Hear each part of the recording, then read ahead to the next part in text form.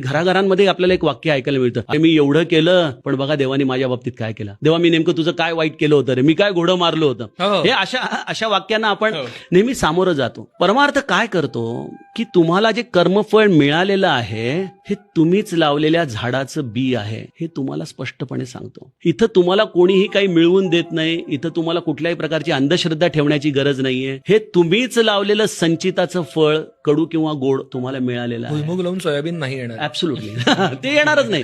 तुम्ही जे लावलेलं आहे म्हणून संतांनी नेहमी आचारशुद्धीवरती तुम्हाला काम करायला लावलं. आम्ही आमच्या गोंदवल्याला प्रसाद झाला की नेहमी एक श्लोक म्हणतो की उपासनेला दृढ चालवावे, भूदेव संतासी सदा लावावे, आणि काय सत्कर्म योगे वय घालवावे. चांगल्या कर्माच्या आधाराने आपण आपलं आयुष्य जगावं, चांगली कर्म करत राहावीत. कदाचित मागची आपली कर्मांची फळं आपल्याला आता मिळत आहेत, पण ह्या जन्मामध्ये केलेल्या चांगल्या कर्मांची फळं कधी ना कधीतरी आपल्या वाटेला येणार आहेत. तर गोडवा आपल्याला येणार आहे. आणि तुम्ही न्यूटनचा सिद्धांत